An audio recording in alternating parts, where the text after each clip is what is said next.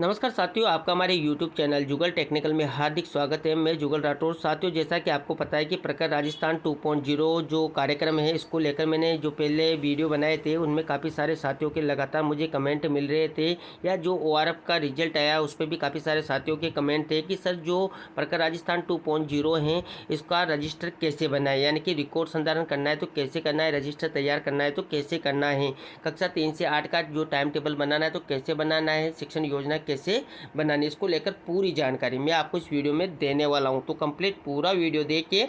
और आप हमारे चैनल पे नए हैं और अभी तक आपने हमारे चैनल को सब्सक्राइब नहीं किया तो चैनल को सब्सक्राइब करें, बेल आइकन प्रेस करके ऑल पर जरूर क्लिक करें, क्योंकि ऐसी ही लेटेस्ट जानकारी मैं आपको लगातार देता रहता हूँ। तो शुरू करते हैं। तो देखिए साथियों, राजस्थान स्कूल शिक्षा परिषद के द्वारा मुख्यमंत्री शिक्षित राजस्थान अभियान यानी कि MSRA के तहत आपको प्रखर राजस्थान 2.0 कार्यक्रम जारी किया गया। ये 90 दिवसीय कार्य योजना जारी की गई। इस पर काफ़ी सारे साथियों के मुझे कमेंट आ रहे थे कि सर जो रजिस्टर तैयार करना है यानी कि रजिस्टर बनाना है वो कैसे बनाना है। तो मैं आपको बता दूँ कि आपको रजिस्टर बनाने की आवश्यकता नहीं है, आप ये कार्य कर सकते हैं जो मैं आपको इसमें बताने वाला हूँ। जैसे कि देखेंगे तो जो विभाग के द्वारा आपको MSRA के पूरे दिशा निर्देश दिए गए हैं, यानी कि प्रखर राजस्थान 2.0 की कार्य योजना दी गई है। इसमें देखेंगे तो आपको पूरे दिशा निर्देश मिल जाते हैं। देखिए ये पूरे दिशा निर्देश हैं। इसमें आप देखेंगे जो आप रजिस्टर तैयार करना चाहते हैं उसमें आपको काफ़ी सारी चीज़ें लिखनी होगी। उन चीज़ों को आपको लिखने की आवश्यकता नहीं है। यहाँ पर जो विभाग के द्वारा पूरी जानकारी दी गई हैं इसकी आप PDF है, इसकी प्रिंट ले लें और अपनी फाइल में लगा लें, जिसमें आप देखेंगे तो पूरी जानकारी आपको मिल जाएगी। पढ़ना क्यों ज़रूरी है, इसके साथ देख के पढ़ना समझना क्यों, लिखना क्यों ज़रूरी है। उद्देश्य की बात करें, ये कार्यक्रम के क्या उद्देश्य हैं वो यहाँ पर आपको मिल जाएगा। देखिए इस प्रकार लक्षित समूह कौन कौन सी कक्षाओं के लिए हैं, उनके वर्ग क्या हैं, समय अवधि क्या है, 5 सितंबर से 5 दिसंबर 90 दिवस की पूरी कार्य योजना है। 2 कालांश जो शुरू के हैं वो हैं। इसके बाद देखेंगे सहायक सामग्री, ये काफ़ी इंपॉर्टेंट है, कौन कौन सी सहायक सामग्री आप उपयोग कर सकते हैं। इसी प्रकार देखेंगे तो पठन कौशल कार्यक्रम क्या और क्यों हैं। देखिए काफ़ी सारी जानकारी आपको मिल जाएगी। देखिए लक्ष्य समूह, अपेक्षित अधिगम लक्ष्य क्या रहेंगे वो भी आपको यहाँ पर मिल जाएंगे। इसके बाद देखिए विद्यार्थियों में पढ़ने की आदत का विकास कैसे करें, देखिए पूरी जानकारी आपको यहाँ पर मिल जाएगी। 90 दिवसीय कार्य योजना संचालन के मुख्य बिंदु क्या है, किस प्रकार आपको इसका संचालन करना है कार्य योजना का, वो मिल जाएगा। देखिए ORF आकलन के आधार पर जो समूह निर्माण है यानी कि जो ग्रुपिंग है वो भी मैं आपको आगे बताऊँगा। और जैसा कि आपको पता है कि ORF का जो रिजल्ट आया है, AI पर आधारित जो रिजल्ट हैं वो किस प्रकार रिजल्ट आया है इसकी जानकारी मैंने पहले ही आपको जो है पिछला वीडियो बनाया था उसमें पूरी जानकारी दी थी। अगर वो वीडियो भी आप देखना चाहते हो तो वीडियो के डिस्क्रिप्शन में लिंक मिल जाएगा। और देखिए यहाँ पर विशेष निर्देश भी दिए गए हैं और भी काफ़ी सारी जानकारी यहाँ पर दी गई है। देखिए पूरा क्रियान्वयन आपको कार्यक्रम का करना है, उसके प्रमुख चरण क्या हैं वो सारी जानकारी भी यहाँ पर दी गई है। अब देखिए आप इसको रजिस्टर में जो है लिखेंगे या संधारण करेंगे, उससे अच्छा है कि आप इसकी प्रिंट ले लें और फाइल लगा लें, इससे आपका काम और आसान हो जाएगा। इसी प्रकार देखिए जो मेगा PTM का आयोजन आपको करना है वो किस प्रकार करना है उसकी भी जानकारी यहाँ पर दी गई है। देखिए जितने भी यहाँ पर दायित्व भूमिकाएं हैं विभाग के वो सबके यहाँ पर आपको मिल जाएंगे। देखिए पूरी जानकारी यहाँ पर दी गई है, किस किस के क्या क्या दायित्व हैं, आप उनको अच्छे से यहाँ पर रीड कर पाएंगे और इसकी जो है प्रिंट भी आप ले लें और इसके अकॉर्डिंग आप कार्य भी कर सकते हैं। देखिए पूरी जानकारी यहाँ पर आपको PDF में मिल जाती हैं। इसके बाद भी देखिए क्या क्या और जानकारी हैं। इसके बाद देखिए जो प्रखर राजस्थान 2.0 अभियान है इसकी PPT भी जारी की गई है। इस PPT में देखेंगे तो काफ़ी सारी चीज़ें आपको मिल जाती हैं, यानी कि इसके एजेंडे क्या हैं, इसमें क्या क्या आपको करना है, पूरी जानकारी इसमें दी गई हैं। जैसे कि काफ़ी सारे साथियों के सवाल थे कि जो प्रखर जो कार्यक्रम है ये कौन से विषय को लेकर है, यानी कि इस पर भी काफ़ी सारी जो है कंट्रोवर्सी हैं। तो मैं आपको बता दूँ कि जो ये प्रखर 2.0 कार्यक्रम है इसका जो मुख्य लक्ष्य है वो आप देखें कि जनवरी 2026 तक सभी विद्यार्थी पठन कौशलों में सक्षम होंगे। यानी कि जो यहाँ पर प्रखर 2.0 कार्यक्रम है इसका लक्ष्य ही यही है कि बच्चा पढ़ना सीख जाए, यानी कि पठन कौशल जो है उसमें वो दक्ष हो जाए। अब यहाँ पर बात आती है विषय की, तो विषय आप इसमें कोई सा भी ले सकते हैं। विषय वैसे तो मुख्य रूप से हिंदी विषय का ही ये कार्यक्रम है, क्योंकि जो ORF आकलन होता है वो हिंदी विषय का ही होता है। तो यहाँ पर हिंदी विषय हो सकता है, सामाजिक हो सकता है, विज्ञान हो सकता है, यानी कि ऐसे जो सभी चीज़ें जिसमें पठन कौशल हो सकता है उन सभी विषयों को आप ले सकते हैं। यानी कि ये कोई पर्टिकुलर विषय से रिलेटेड नहीं है। आप चाहे तो इसमें पुस्तकालय की पुस्तकों का उपयोग कर सकते हैं, कविता कहानियों का उपयोग कर सकते हैं, एबेल किट के माध्यम से आप इसको सिखा सकते हैं। यानी कि ये पर्टिकुलर एक विषय हिंदी विषय के लिए नहीं है, इसमें आप काफ़ी सारी चीज़ों का समावेश कर सकते हैं। जैसा कि मैंने आपको ऊपर ही बताया था कि कौन कौन सी सहायक सामग्रियों का आप उपयोग इस कार्यक्रम के तहत करेंगे। तो इस प्रकार इसका लक्ष्य भी यहाँ पर निर्धारित किया गया है। यहाँ पर देखेंगे तो आपको जो परिणाम है, परिणाम का मैंने पहले से ही पूरी जानकारी आपको दी हुई है, उसको भी आप जाकर देख के उसमें पूरी जानकारी आपको मिल जाएगी। देखिए जो यहाँ पर कार्यक्रम है इसको लेकर पूरी जानकारी आपको मिल जाती है। आपको अलग से रजिस्टर में इसको लिखने की आवश्यकता नहीं है, क्योंकि यहाँ पर ऑलरेडी पहले से ही पूरी जानकारी आपको बताई हुई है। अब देखिए यहाँ पर जो मुख्य मुख्य बातें हैं वो एक बार मैं आपको फिर से बता देता हूँ। जैसे देखिए अभिभावक और समुदाय की सहभागिता से रिलेटेड आप जानकारी जो है नोट करना चाहते हैं तो वो यहाँ से आप कर पाएंगे। देखिए इसके बाद जो स्कूल एडॉप्शन मॉड्यूल है वो भी यहाँ पर दिया हुआ है। इसके बाद देखिए जो सबसे इम्पोर्टेंट है वो मैं आपको बता देता हूँ। देखिए विद्यालय में रीडिंग रेमेडिएशन कब होगा, देखिए ये पूरी डिटेल्स यहाँ पर दे रखी हैं। यानी कि जो रीडिंग रेमेडिएशन है वो पहला और दूसरे पीरियड में ही होगा, आपको यह ध्यान रखना है। और जो रीडिंग रेमेडिएशन प्रति सप्ताह आपको आयोजित करना है, इसकी अलग से पूरी कार्य योजना दी गई है। अब उस कार्य योजना को भी आप रजिस्टर में मेंटेन करना चाहते हैं या फिर उसकी जो है पूरी जानकारी पहले से ही दी है उसकी आप PDF निकाल लें और उसके आधार पर आप कार्य कर सकते हैं। अब देखिए यहाँ पर समय सारणी की बात करेंगे, वो मैं आपको बाद में करूँगा। इसके बाद देखिए वर्ग और समूहकरण की प्रक्रिया, जो कि काफ़ी इम्पोर्टेंट है, यही मुख्य चीज़ है। इसमें आप देखेंगे तो जो वर्ग और समूहीकरण आपको करना है तो ये आपके रिजल्ट में ऑटोमेटिक बच्चों का हो चुका है, उसकी भी मैं जानकारी दूंगा कि किस प्रकार हुआ है। देखिए 4 वर्ग बनेंगे, बीज, अंकुरन, पुष्पन और फलन। ये कौन कौन होते हैं तो इनकी जानकारी भी ऊपर दी गई है, इनके नाम भी यहाँ पर दिए गए हैं, C1, C2, C3, C4। तो इस प्रकार वर्ग समूहीकरण की प्रक्रिया आप रजिस्टर में नोट करेंगे। इससे अच्छा है कि आप इसकी PDF की जो है यहाँ पर प्रिंट ले लें और इसके आधार पर आप जो है कार्य कर सकते हैं। इसमें देखेंगे 3 से 5 के विद्यार्थियों की बैठने की व्यवस्था कैसी है। अब आप बैठने की व्यवस्था बनाएंगे, इससे बढ़िया है यहाँ पर ऑटोमेटिक पूरी व्यवस्थाएँ बनाई गई हैं, आपको सिर्फ इसका प्रिंट लेना है और उसके अकॉर्डिंग आपको कार्य करना है। देखिए 3 से 5 है, इसी प्रकार 6 से 8 में भी यही संरचना लागू है, तो इसको ही आप यूज करेंगे। इसके बाद देखिए पीरियड के दौरान पढ़ाए जाने वाले विशेष सामग्री की योजना किस प्रकार बनाई जानी चाहिए। यानी कि जो विशेष सामग्री वो आपको कहाँ से मिलेगी और किस प्रकार उसका एनालिसिस करेंगे, किस प्रकार आप अपने पीरियड के दौरान उस पर काम करेंगे और वो सामग्री आपको कहाँ मिलेगी, ये सारी जानकारी इस PDF में दी गई है। तो आप इसकी भी प्रिंट ले लें। और देखिए यहाँ पर रेमेडिएशन की आवश्यकता न रखने वाले विद्यार्थियों के लिए गतिविधियाँ, यानी कि ऐसे विद्यार्थी जिनको रेमेडिएशन की आवश्यकता नहीं है, यानी कि नॉन रेमेडिएशन में वो आते हैं, C4 के बच्चे हैं, उनके लिए भी क्या करना है इसका भी मैंने जब कल ORF आकलन का जो परिणाम जारी हुआ था उसमें पूरी जानकारी दी थी कि उनके लिए क्या करना है। और जो भी MSRA के मैंने वीडियो बनाए थे उसमें भी जानकारी दे रखी है। तो इस प्रकार आपको सभी जानकारी यहाँ पर मिल जाएगी। तो इस प्रकार आप वो देख सकते हैं, पूरी जानकारी आपको यहाँ पर मिल जाती है। वही देखिए प्रखर राजस्थान अभियान 2.0 कार्यक्रम का क्रियान्वयन आपको कब कब क्या क्या करना है, पूरी जानकारी भी यहाँ पर दी हुई है, देख सकते हैं आप। इसके बाद देखिए प्रखर राजस्थान PO विश्व स्तर पर होगा तो उसमें भी क्या क्या कब कब होगा, ये पूरी जानकारी भी आपको मिल जाती है। तो इस प्रकार ये पूरा कार्यक्रम है। अब देखिए जो PTM होगी 8 सितंबर को, उसमें आपको PTM से पहले, PTM के दौरान और PTM के बाद क्या क्या करना है वो भी बताया गया है। तो आपको यहाँ पर जो रजिस्टर संधारण करना है इसमें आपको काफ़ी सारी चीज़ें जो है करनी होगी। इससे अच्छा है कि आप इन दोनों जो PDF मैंने बताई हैं, MSRA कार्यक्रम दिशा निर्देश और जो PPT हैं, इसकी प्रिंट ले लें और इसके आधार पर ही आप अपने विद्यालय में कार्य करें, यानी कि फाइल का संधारण कर लें।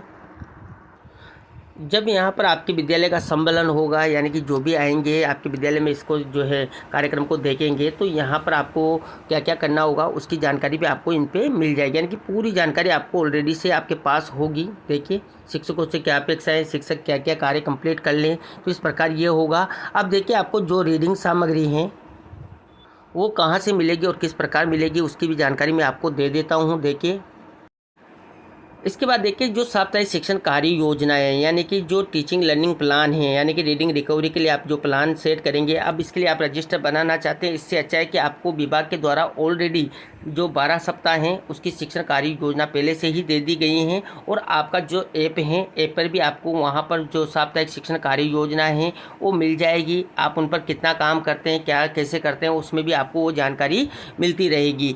वो वीडियो आप देख लें, ORF परिणाम वाला जो मैंने बनाया उसमें पहले से ही पूरी पूरी जानकारी मैंने आपको समझाई हुई है। यहाँ पर देखेंगे तो आपको जो शिक्षण कार्य योजना इस पर काम कैसे करना है ये काफ़ी इंपॉर्टेंट है, क्योंकि रजिस्टर में एंट्री करने से अच्छा है कि आप इस पर कैसे कार्य करें वो देखें। तो देखिए यहाँ पर 3 से 5 है, ऐसे 6 से 8 में भी आपको साप्ताहिक कार्य योजना मिलेगी।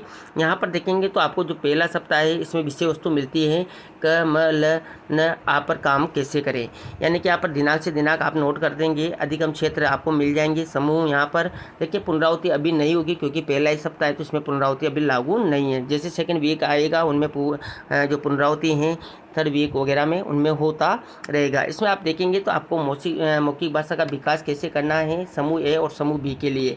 यहाँ पर संभावित समय आप कितना ले सकते हैं और कौन सी एबेल सामग्री का आप उपयोग कर सकते हैं, ये सारी जानकारी आपको यहाँ पर बताई हुई है। इसी प्रकार जो मौखिक भाषा के विकास के बाद डिकोडिंग यानी कि ध्वनि प्रतीक संयोजन, इसमें आपको ए समूह के लिए क्या करना है, यानी कि जो पहला समूह बनेगा यानी कि C1 C2 और C3 का जो पहला समूह है और दूसरा जो समूह बनेगा C4 का, दोनों के लिए अलग अलग कार्य हैं। यहाँ पर देखिए इस प्रकार आप करवा सकते हैं। ये देखिए डिकोडिंग है। इसके बाद देखिए धारा प्रवाह पठन समझना है। देखिए इसके बाद लेखन है, यानी कि 4 टॉपिक पर आपको कार्य करना है और इनका संभावित समय भी बताया गया है कि कितने समय में आपको ये कार्य कर लेना है और कौन कौन से कार्य पत्रक आप यूज कर सकते हैं एबेल किट में। एबेल किट आपके पास सबके पास विद्यालयों में लगभग हैं, उन पर कार्य कर सकते हैं, नहीं तो आप और अन्य सामग्री भी यहाँ पर ले सकते हैं। इसके बाद देखिए यहाँ पर कुछ और जानकारी आपको मिल जाती हैं, देखिए इस प्रकार। इसके बाद देखिए जो दूसरा सप्ताह आएगा, देखिए सप्ताह क्रमांक 2, इसमें आपको विषय वस्तु मिल जाएगी कि क्या कार्य आपको करना है, मात्रा ज्ञान आपको क्या करवाना है। और देखिए यहाँ पर आप पुनरावृत्ति की मैं बता रहा था, तो देखिए सेकंड वीक में आपको पुनरावृत्ति भी मिल जाती है कि देखिए आपको जो पहला वीक था उसकी पुनरावृत्ति करनी है, 10 से 15 मिनट है। बोर्ड स्वनिर्मित शिक्षण अधिगम सामग्री आप उसमें उपयोग कर सकते हैं। इसी प्रकार सेकंड वीक में भी आपको वही कार्य करवाना है। देखिए मौखिक भाषा का विकास है, देखिए ध्वनि प्रति संयोजन है और धारा प्रवाह पठन और समझना है और लेखन कार्य है। तो इस प्रकार ये प्रत्येक वीक का कार्य होगा। देखिए और यहाँ पर आप जब रजिस्टर बनाएंगे उससे अच्छा है कि इसमें ही आप अपने डेट लिख लें, इसमें ही आप अपना जो कार्य है पूरा वो सेट कर लें कि किस प्रकार हमें इसको जो है रीडिंग रिकवरी को प्लान को है कंप्लीट करना है। इसके बाद देखिए साप्ताहिक शिक्षण कार्य योजना 6 से 8 के लिए है, तो इसमें भी आपको उसी प्रकार की जानकारी यहाँ पर मिल जाती है कि उनके लिए आपको क्या करना है, किस प्रकार पूरी जानकारी यहाँ पर मिल जाएगी। डेट्स वगैरह आप यहाँ पर नोट कर लेंगे। पुनरावृत्ति हैं और जो कि मौखिक भाषा विकास हैं, वह देखिए डिकोडिंग है। इसी प्रकार देखिए धारा प्रवाह पठन समझना है और लेखन है। तो इस प्रकार इनको कक्षा 6 से 8 में भी आपको 12 सप्ताह की पूरी कार्य योजना पहले से ही जारी कर दी गई है। आपको ऐप पर भी जो है मिलती जाएगी। सप्ताह के अकॉर्डिंग कार्य ऑटोमेटिक उस पर चलता रहेगा, आपको उसको कंप्लीट करना है। और इसकी अगर सारी जो पीडीएफ्स मैंने आपको बताई हैं, इनकी अगर आपको जानकारी लेनी है, ये पीडीएफ आपको कहाँ मिलेगी, तो हमारे टेलीग्राम चैनल पर मैंने सारी पीडीएफ डाल रखी हैं। आप वहाँ जाएंगे, वहाँ से डाउनलोड कर पाएंगे, या वीडियो के डिस्क्रिप्शन में भी आपको लिंक मिल जाएंगे। जो जितने भी वीडियो मैंने पहले बनाए थे उनके भी लिंक मिल जाएंगे और ये सारी पीडीएफ की लिंक भी आपको मिल जाएंगे। इसके बाद देखिए साथियों, जो सबसे इम्पोर्टेंट कार्य हैं वो टाइम टेबल का है, यानी कि आपको जो पहले टाइम टेबल आपने बना रखा था अब उसको चेंज करना होगा, क्योंकि जो प्रखर राजस्थान 2.0 कार्यक्रम है ये अब आया है और इसके अनुसार ही आपको टाइम टेबल सेट करना है। एक बार मैं आपको और फिर से बता देता हूँ।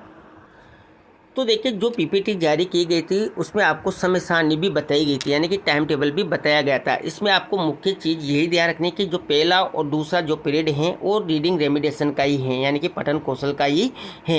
यानी कि आपने जो पहले टाइम टेबल बना रखा था उसमें से अब आपको पहले और दूसरा जो पीरियड है वो रीडिंग रेमिडेशन का ही सेट करना है।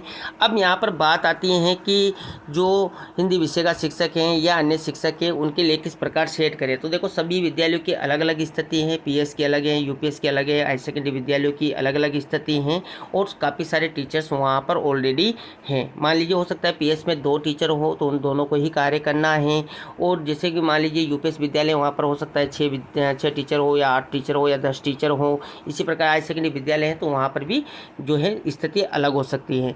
तो यहाँ पर आप ध्यान दें कि हिंदी विषय यानी कि भाषा विषय के जो शिक्षक हैं उनको तो आपको रीडिंग रेमिडेशन में शामिल करना ही है, लेकिन आप रीडिंग रेमिडेशन में अन्य शिक्षक को भी शामिल कर सकते हैं। इसमें कोई जो है पाबंदी नहीं है या उनके लिए कोई बाध्यता नहीं है।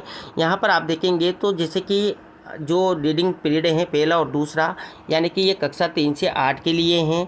3 से 5 का अलग ग्रुप हैं, यानी कि उनके लिए 2 ग्रुप बना के अलग से रीडिंग करवानी है। इसी प्रकार 6 से 8 के भी 2 ग्रुप बनेंगे, उनके लिए भी अलग से आपको रीडिंग रेमेडिएशन करवाना है। यानी कि 3 से 5 में 2 ग्रुप आपको बनाने होंगे। C1, C2 और C3 का एक ग्रुप बनेगा और C4 का दूसरा ग्रुप बनेगा। यानी कि बच्चे 3 से 5 के एक साथ ही रहेंगे, लेकिन उनका जो उनकी जो स्थिति है रिजल्ट के अकॉर्डिंग, बीज अंकुरन फलन जो भी हैं उनके अकॉर्डिंग आपको जो है इनके ग्रुप बनाने हैं और रीडिंग रेमेडिएशन करवाना है।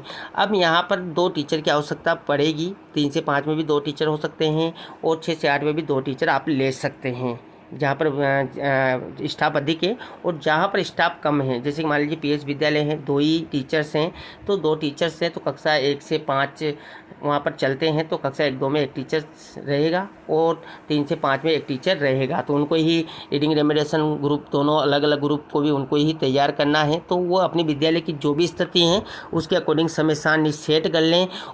इसके बाद देखिए बात आती है 3 से 8 जहाँ पर संचालित हैं। तो देखिए यहाँ पर जो समय सारणी है इसके अकॉर्डिंग आपको पहला और दूसरा पीरियड रीडिंग रेमेडिएशन का ही रखना है। रीडिंग रेमेडिएशन यहाँ पर 3 से 8 का किया जाना है, जिसमें आप देखेंगे तो 3 से 5 का जो आपको अलग ग्रुप बनाकर उनकी रीडिंग करवानी है, यानी कि रीडिंग रेमेडिएशन करवाना है। और जो 6 से 8 है उनका अलग से आपको ग्रुप बनाकर रीडिंग रेमेडिएशन करवाना है, यानी कि दोनों के लिए अलग अलग रहेगा। जैसा कि मैंने आपको PPT में बताया था कि 3 से 5 के आपको 2 ग्रुप बना लेने, C1, 2, 3 का एक ग्रुप बनेगा, C4 का अलग से ग्रुप बन जाएगा। इसी प्रकार 6 से 8 में आपको करना है। अब देखिए यहाँ पर जो 2-2 ग्रुप बने हैं 3 से 5 और 6 से 8 में, तो हो सकता है 4 टीचर के आप ले लें, सबसे बढ़िया रहेगा 4 टीचर ले लें, जो ग्रुप के अकॉर्डिंग यहाँ पर आप उनको जो है प्रभार दे दें, उनको बता दें कि ये जो पहला दूसरा पीरियड है इसमें आपको स्टूडेंट को ये जो कार्य पत्रक आए हैं, यानी कि जो साप्ताहिक कार्य योजना ये इनके अकॉर्डिंग आपको रीडिंग रेमेडिएशन करवाना है। ये रीडिंग रेमेडिएशन का पूरा आप उसको जो है उनको जानकारी दे दें। अब मैं आपको बता दूं कि जो है रीडिंग रेमेडिएशन कार्यक्रम है ये भाषा शिक्षक का अकेले का कार्यक्रम नहीं है, ये सभी शिक्षकों के लिए हैं। सभी शिक्षक इसमें सामूहिक रूप से जो है कार्य करेंगे तो सभी बच्चे रीडिंग रेमेडिएशन में सफल हो जाएंगे। यानी कि उनकी जो विभाग की मंशा है कि सभी बच्चे जो पठन कौशल में दक्ष हो जाएं, उसमें आसानी से वो हो पाएंगे। अब देखिए यहाँ पर जो सबसे इम्पोर्टेंट है कि जो बाद के 6 पीरियड हैं, 3 से जो पीरियड 3 है 3 से 8 तक, इसमें आप अपने जो विभागीय पाठ्य पुस्तक के हैं उनकी रीडिंग आपको करवानी है। वो कार्य आप यहाँ पर जो लास्ट के 6 पीरियड हैं उनमें करवा सकते हैं। देखिए साथियों, जो ORF का रिजल्ट जारी हुआ था जिसका मैंने वीडियो बनाया था उसमें आपको पूरे रिजल्ट की जानकारी दी थी। जब मैंने आपको उसमें बताया था कि आप जब रिजल्ट निकालेंगे तो इस प्रकार निकलेगा और जो ग्रुपिंग होगी क्लास की वो भी आपको इस प्रकार जो है मिल जाती है। यानी कि आपको अलग से रजिस्टर संधारण करने की आवश्यकता नहीं है, आप इस रिजल्ट को निकालेंगे और फाइलिंग आप कर लेंगे। सभी कक्षाओं की आप इस प्रकार फाइलिंग कर सकते हैं, ग्रुपिंग आपको ऑलरेडी यहाँ पर मिल जाती हैं। देखिए यहाँ पर इस प्रकार की PDF निकलेगी। इसमें देखिए आपको पूरी जानकारी इस प्रकार मिल जाएगी बच्चे की स्थिति के अकॉर्डिंग। देखिए यहाँ पर पठन समूह को समझे, इस प्रकार पूरी डिटेल्स आपको मिल जाएगी। देखिए आपको जो क्लास वार रिजल्ट मिलेगा वो भी आपको यहाँ पर मिल जाएगा, कक्षा और सेक्शन आपको नज़र आ जाएंगे। यहाँ पर देखिए कितने बच्चे बीज में, अंकुरन में, पुष्पन में, फलन में है वो आपको बता देगा। जो CWPM श्रेणी है वो सारी यहाँ पर आपको बता देगा। देखिए इस प्रकार और सारे बच्चों की ग्रुपिंग आपको ऑलरेडी यहाँ पर मिल जाती है। इस प्रकार सभी कक्षाओं का आप यहाँ पर ग्रुपिंग निकाल सकते हैं और इसके अकॉर्डिंग आप कार्य कर सकते हैं। यानी कि आपको अलग से रजिस्टर में लिखने की आवश्यकता नहीं कि कौन सा बच्चा बीज में, कौन सा अंकुरन में, कौन सा पुष्पन में है और कौन सा फलन में है। आपको ऑलरेडी यहाँ पर जो रिजल्ट आया है उसके अकॉर्डिंग आपको वहाँ से पूरी जानकारी डाउनलोड कर लेनी है, उसको भी फाइल में संधारित कर लेना है। तो ये थी साथियों, काफ़ी सारे साथियों के लगातार मुझे जो मैसेज मिल रहे थे कि जो रजिस्टर है उसका संधारण कैसे करना है, यानी कि रजिस्टर कैसे बनाना है। तो जो मैंने जानकारी दिए हैं इसके अकॉर्डिंग आप कार्य कर सकते हैं और आपकी इच्छा है कि आप चाहे रजिस्टर बनाना चाहे तो आप बना सकते हैं। लेकिन मेरी जहाँ तक मानना है कि रजिस्टर बनाने की आपको आवश्यकता नहीं है, क्योंकि विभाग के द्वारा पूरे दिशा निर्देश ऑलरेडी आपको मिले हुए हैं। इसी प्रकार PPT आपको ऑलरेडी मिली हुई हैं। इसके बाद जो साप्ताहिक कार्य योजना है वो पहले से ही आपके पास जो है विभाग के द्वारा दी गई हैं। इन पर आप जो है फाइल चाहे तो इनकी PDF की प्रिंट वगैरह लेकर फाइल संधारित कर लें। आपको जो मुख्य कार्य हैं जो रजिस्टर के रूप में आपको बनाना है, यानी कि कागज़ की मेहर आपको बनाना है, वो है समय सारणी। और समय सारणी कक्षा अध्यापक वार आपको बनानी है, वो आपको ज़रूर बनानी है। जो आपको अपने विद्यालयों में 6 तारीख तक जो है, जैसे कि यहाँ पर बताया गया कि 6 सितंबर तक आप अपने जो भी कक्षाएँ हैं, कक्षा रूम हैं, उनमें लगा दें। तो ये थी साथियों यहाँ पर जो प्रखर राजस्थान 2.0 है, इसमें आपको रजिस्टर का संधारण करना है या फाइल का संधारण करना है, किस प्रकार करना है, इसको लेकर पूरी जानकारी मैंने देने का प्रयास किया। आपको हमारी जानकारी कैसी लगी? जानकारी अच्छी लगी तो लाइक करें, शेयर करें, और अभी तक आपने हमारे चैनल को सब्सक्राइब नहीं किया तो चैनल को सब्सक्राइब करें, बेल आइकन प्रेस करके ऑल पर जरूर क्लिक करें, क्योंकि ऐसी लेटेस्ट जानकारी मैं आपको लगातार देता रहता हूं। धन्यवाद साथियों, फिर मिलते हैं नई वीडियो में नई जानकारी के साथ। तब तक के लिए जय हिंद।